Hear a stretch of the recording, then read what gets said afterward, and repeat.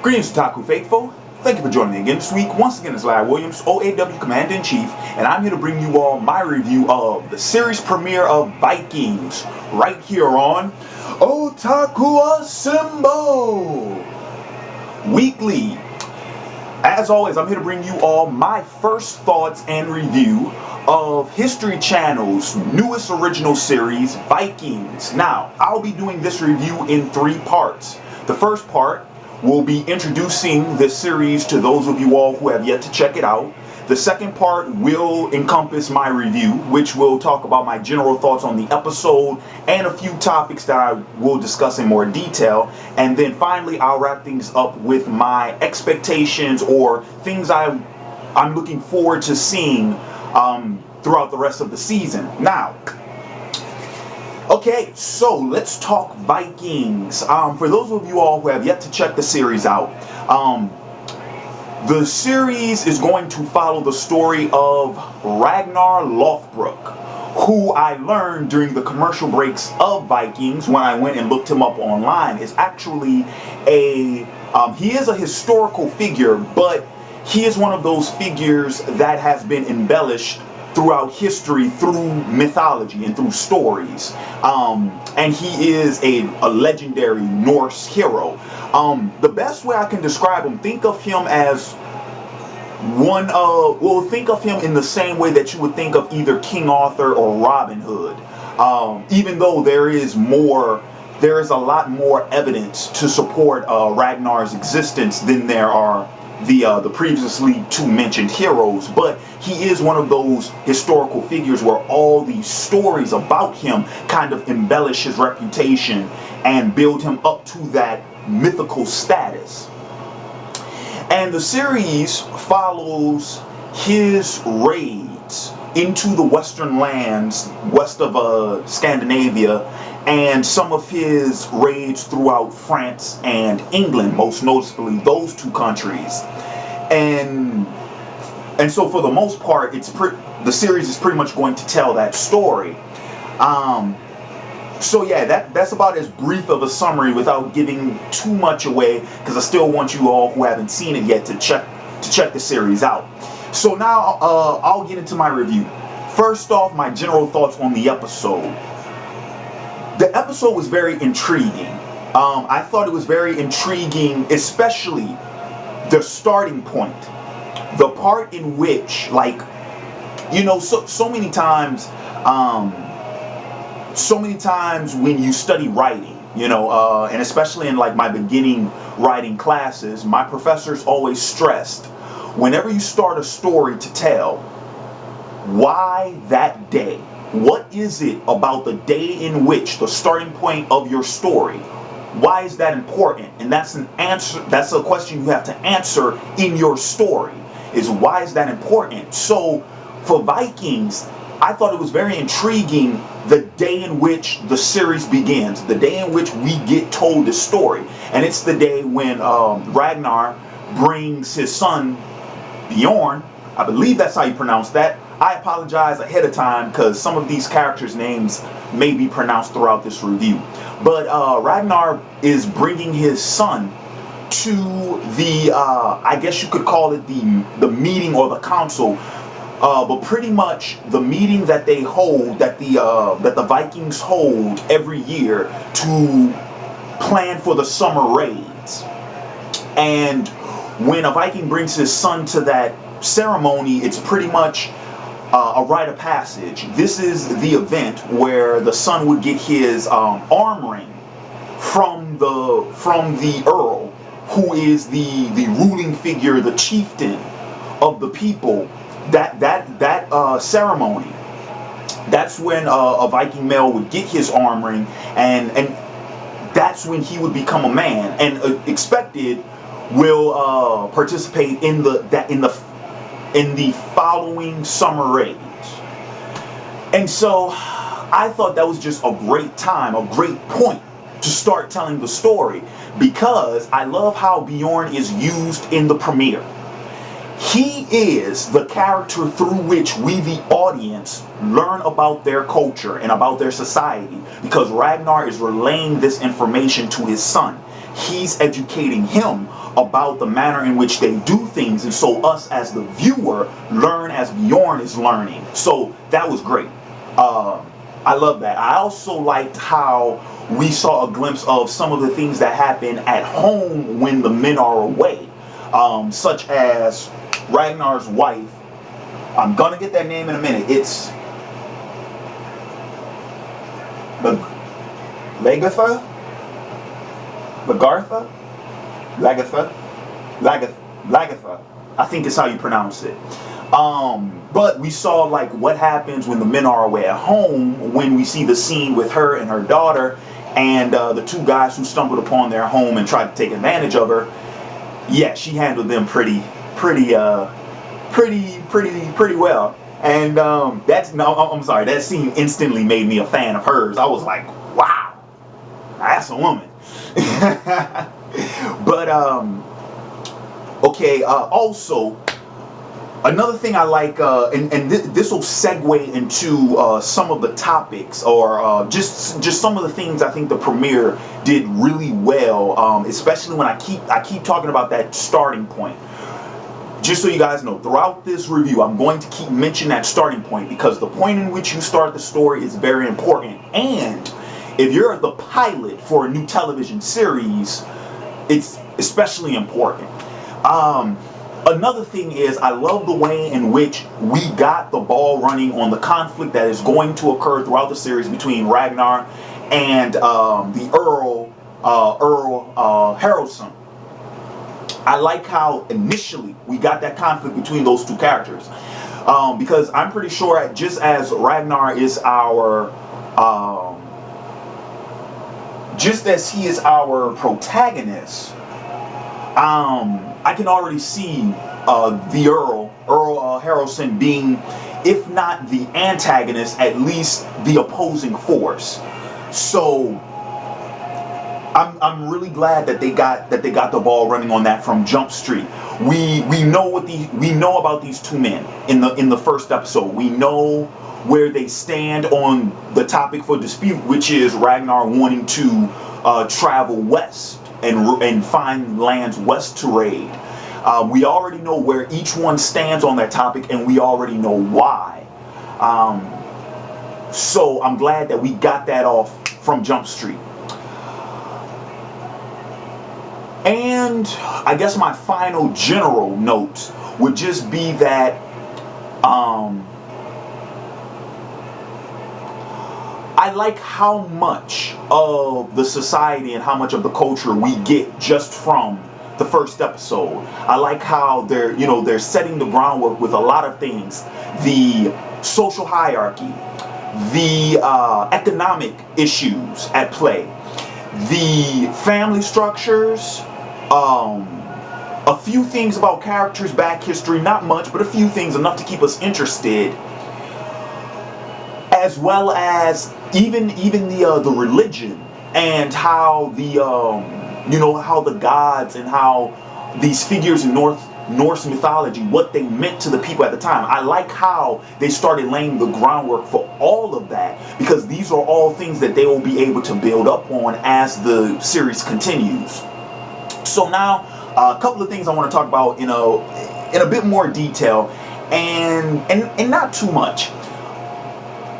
First and foremost, when we're talking about the characters, Ragnar, love him.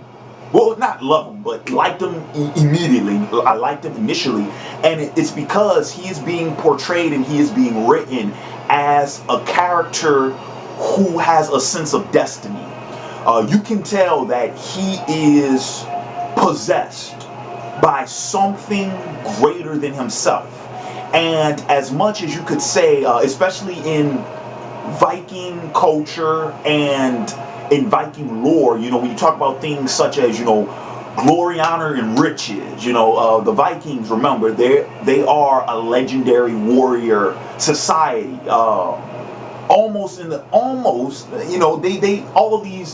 of these great warriors have their very distinctive and very unique differences, but the Viking, I would probably say, is almost as legendary as a warrior as like the samurai or the Spartan. You know, in that area, in Scandinavia, in Northern Europe, you know, those were their heroes. You know, those were their Beowulfs and their King Arthurs and stuff like that. You know, those were the actually, yeah, Beowulf is a very good example. I mean, he's not a Viking, but there are a lot of things in that story that are treasured by Viking society and Viking culture, which is, you know, glory, honor, riches, all that jazz. And so I like that Ragnar is not necessarily presented in that light. As much as he values those things, you can tell that no, it's not just about that. That even though he wants to see what's, you know, beyond the open sea, beyond the western shore, and see what land is over there, you know, he wants to raid and pillage and conquer. All of that is true, but there seems to be more of a curiosity than just bruteness. There's more of an intellect to him, more of a yearning, and that's another thing. Out of the whole honor, glory, and riches type thing, I think he tends to lean more towards the glory bit, because this sense of destiny that he has, it's like, I want to do something that's never been done before, and I want to do something that people are going to remember. I read on Ragnar's Wikipedia page that in one story he said that he always feared being surpassed by the feats of his sons. And so that fear was the driving motivation of why he always sought out adventure. Because he never wanted to be topped by his own children. Which is very interesting, because if you go back and you read a lot of stories, like in if you go back and you read stories, pick your mythology, whether it be Japanese or Chinese or any type of Eastern mythology, whether it's more Western, Greco-Roman mythology, Greek mythology, Roman mythology, take your pick. So many times you see characters who want to surpass their fathers, right? And then you do see the fathers who never want to be toppled. And then you see the ones who actually want their children, to surpass them. It's like, you make a name for yourself. You come from my loins, so that even more increases my reputation. You by extension. But I found it funny that I always found it funny that Ragnar's not the type of character where it's like, oh damn, my children, they just can't be better than me. But no, it's like, this could happen. And so that's the driving force that's going to always make me want to push the envelope. I just found that interesting. Just that psychology, just that thought. It's not that he's damning his children. It's that he's trying to set the bar so high. And I don't know, there's something cool about that. That's a very interesting psychology to that character. And it's even noted in the premiere when the character of Floki, the shipbuilder, he mentions that, he makes the comment when he's talking to Bjorn that his father has that fear. So I found that very interesting, and after I read that, I picked up on it the second they mentioned it. So okay. I gotta get into this, because as you guys know, very seldomly am I ever all sunshine and rainbows, with a series and stuff. As much as I praise the good, I gotta criticize the bad. One thing I gotta criticize now is the character of Rollo. Rollo is Ragnar's brother. The reason why I have to criticize him now is because I already see the setup for him to be the treasonous brother. The jealous, vain, treacherous brother. I already see that setup. I already see it happening. And then of course the preview that for the later episodes, they even more suggest that that's going to be the story to transpire. I'm tired of seeing that archetype. Honestly, I'm tired of seeing it, and I was a tad bit surprised that they decided to do that, and it happened so swiftly, because when you first get introduced to Rollo, he's actually a pretty favorable character. I like him. You know, it's kind of like, yeah, the brother in arms type bit, except they're real brothers. And then of course there's it happened so swiftly. It's these 3 scenes back to back where they're having the conversation in Ragnar's house, and he mentions, oh, we need trustworthy men because one of them could sell us out to the Earl. And then of course Ragnar excuses himself from the house, and then Rollo makes a pass at his wife. And the second that, I was like, really? That archetype is just so tired. It's so tired. It really is. Okay. So now that I got that out of my system, back on to more positive characters. The Earl. The Earl, loving him.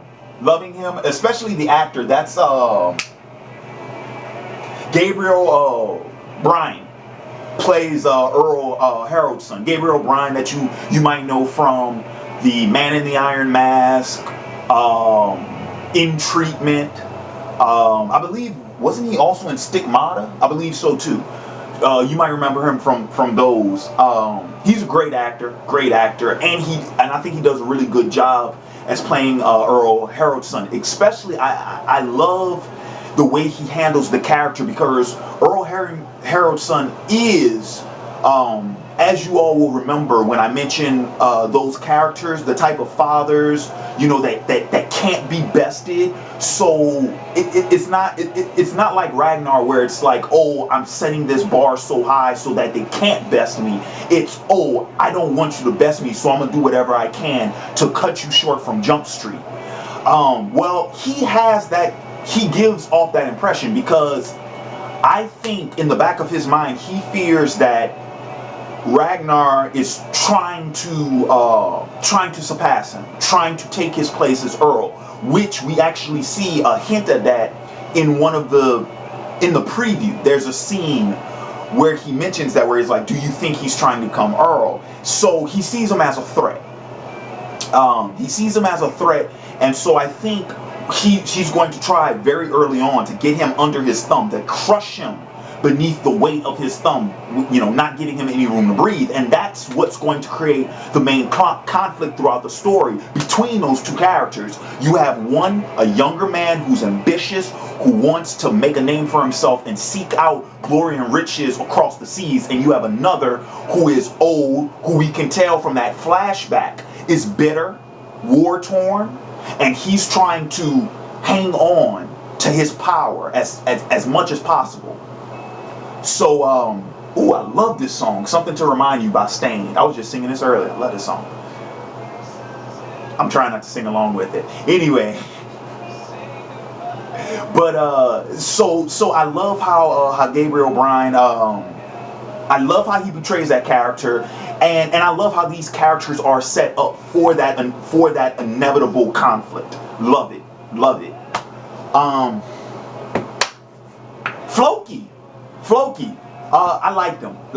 Immediately like that character. I like how they referenced. I like how his name is a reference to Loki, and of course, I mean, I've dabbled in Norse mythology before, so you know I'm not an expert, but you know, when they throw out names like Odin, Loki, Valkyries, Valhalla, I get the references. And so when they mentioned that Floki's name was a reference to Loki, I thought, okay, he's going to be a trickster type character, maybe a Joker, and he is. But the other thing I love about his character is that not only is he a Joker like Loki, but he's somewhat of a mystic. He's an eccentric. He has this mysticism around him, and around his shipbuilding, around his craft, that is almost godlike. You know, when he's talking about the wood and the trees, and he's talking about how he built the ship and how it's supposed to run, and this is that and the other. He's a really cool character, and I liked him initially. So, not to make this video too long, I'm pretty much going to wrap this up with my final thoughts, final expectations for the series. Well, I'm expecting this. Actually, I'm expecting for the majority of this story to actually be told within the first season, because I found out that Ragnar is, like I said, he's one of those characters that there are a bunch of stories about him, and so I'm thinking that this raid, I'm thinking we're going to see a good bit of this in the first season if the show gets renewed for a second season. If so, I think we might see a little bit more creative liberties, a little bit more, embellishment, a bunch more filler in regards to some of his exploits and whatnot. Like I said, I'm thinking, I've just seen the first episode and I'm already thinking what they could do for next season. But like I said, I think a bulk of the story about, the raids in France and England, I think a bulk of that's going to be in this season, which is good. Because even if the show doesn't get renewed for a second season, at least you've been able to tell the story you wanted to tell. So that's very good. I'm actually really looking forward to some of the other characters we could potentially meet. I think there's a lot of potential for for a really interesting cast of characters in the story. Of course, like I mentioned, the conflict between Ragnar and Earl Haraldson. I'm looking forward to that. There will be some type of conflict between Ragnar and his brother. I just know that's going to happen. At some point. And if it doesn't this season, I'm gonna be very surprised. But I can see that happening. What was the other thing I wanted to talk about? There was one more thing about expectations I wanted to... It got me. It completely lost me. I can't remember what it was. So pretty much that's going to wrap up my review of the series premiere of Vikings. In the comments below, for any of you all who saw it tonight, let me know your thoughts on the episode, and for those of you all who have yet to check it out, let me know if this sounds interesting to you, if you want to check it out. And then for anybody who does go after seeing my video, who goes and checks out the series, come back, comment, let me know what you thought, and let me know if you went and checked it out because of this video and whatnot. Try to get a dialogue going in the comments. And also, guys, just like I do with all my other TV reviews, pretty much just like they have the pilot, my review is a pilot. So what I'm saying is, if this video does well and you guys want to see more reviews, like weekly episode reviews, sure thing, let me know in the comments below. And of course, the view count and the thumbs up and stuff will let me know if you guys are digging the series and digging my reviews. And yeah, sure, I really like the series right now, so I wouldn't mind reviewing it on a weekly basis. And pretty much, I guess I'm gonna wrap this up with my final thoughts, saying that, like I said, I really like the show. And as far as whatever creative liberties they take, I don't really mind it, because the thing is, while I've studied Norse mythology, I'm not too keen on Viking history. I'm not, and so just watching this first episode, I'm like, wow, like, I'm learning stuff that I didn't know, or things are being explained in a way that I didn't know, why that culture does something that it does, or why they think the way they think, and I'm kind of learning this stuff as I go along. So it's really cool. It's really cool. So that'll do it for me this week. As always, this has been Larry Williams, OAW Commander-in-Chief, reminding you all that Totems Issue 1 is still on sale. Links are in the description box below. And with that being said, this is OAW Commander-in-Chief signing off. And until next time, peace.